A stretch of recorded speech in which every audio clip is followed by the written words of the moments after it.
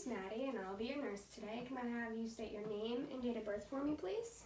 Adelaide Jankowski, May 21st, 2012.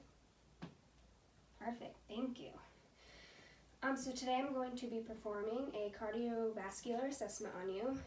First I'm going to see if you have any swelling, anasarca, which is just swelling throughout your body. Then I'm going to feel for your brachial, radial, and carotid pulse, okay? Okay. So first, have you swing it this way for me, please. Brachial. Good. Radial. Good. Then your carotid. Perfect. Can I have you lie down in the supine position, please? Thank you so much. I'm going to palpate your precordium, feeling for your apical pulse, which is at the 5th intercostal space at the left midclavicular line.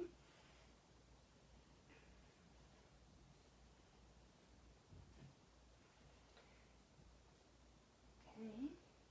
Next, I'm going to go to the left sternal border, feeling for any abnormalities. And now I'm going to palpate the base of the heart for any problems. And you look good. I'm going to have you sit up.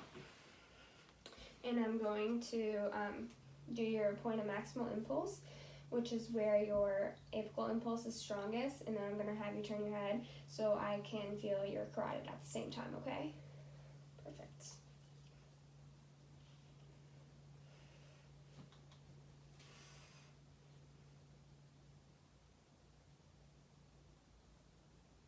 Okay.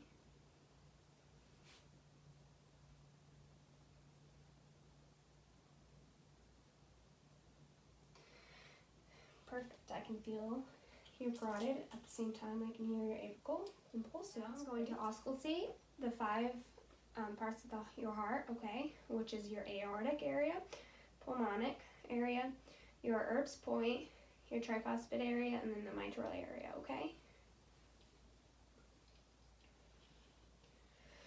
Okay.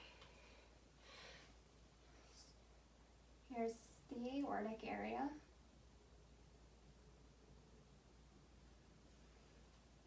Sorry. Here's the pulmonic.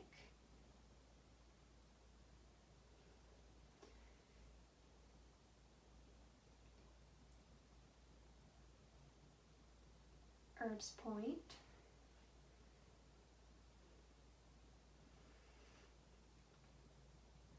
Tricuspid.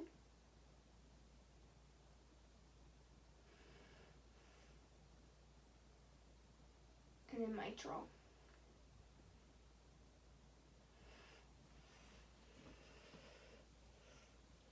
Okay, perfect. Release in your carotid, subclavian, renal, and abdominal aorta.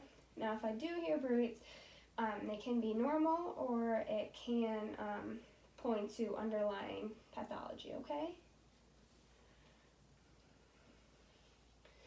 First is your carotid.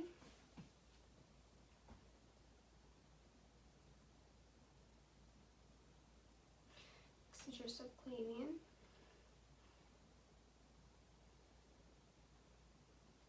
And then renal.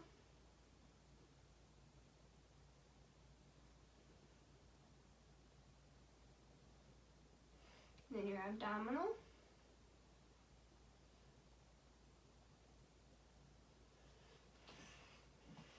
They all sound normal. And now I'm going to gather your heart rate, the rhythm, and your amplitude of your pulse, okay?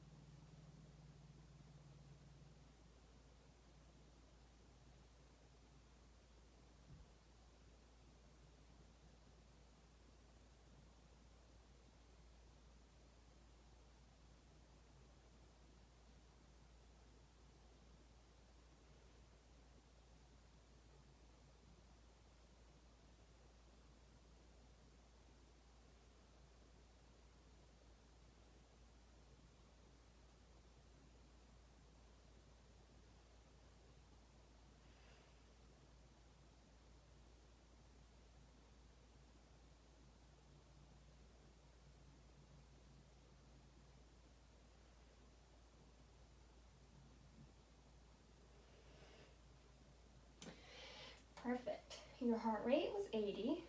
Your rhythm is regular, and your amplitude of your pulse is very strong. I'll be listening to your heart. I'll be listening for S1 and S2, which is just the normal heartbeat. It makes the lub-dub sound. When listening at your heart, I will be listening for S1 while palpating your carotid, and then I'll focus on systole, which when doing that, I'll make sure that S1 coincides with the rise of your carotid, and in doing so, I should not hear any extra sounds. And then going from there, I'll focus on diastole, which lasts longer than systole, and with that, I should still not hear any extra sounds. And then I will listen for S2, which should just be high-pitched, okay? Perfect.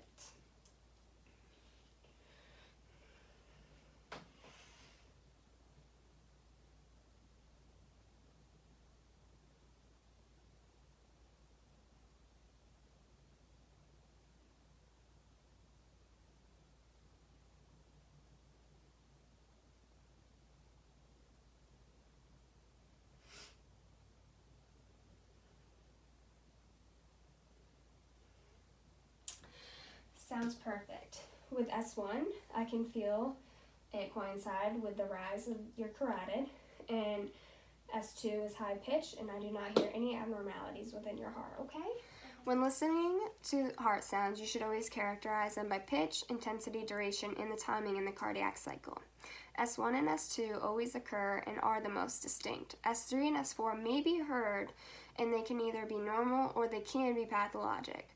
S1 is the closure of the mitral and the tricuspid valves, and it makes the start of systole. S2 is the closure of the aortic and the pulmonic valves, and it signals the start of diastole. S3 occurs immediately after S2, and is when blood fills the ventricles, and it makes their walls vibrate early on in diastole. S4 occurs before S1, and it results from the vibration of the valves, papillae, and the ventricular walls later on in diastole. When listening for murmurs and abnormalities, we can look at murmurs as being relatively long sounds, often caused by the backward flow of blood. When auscultating for bruits and looking for signs of arterial disease, I would also be looking for jugular vein distension, or JVD. As well as, if needed, I would order a 12-lead EKG to screen my patient for cardiac ischemia.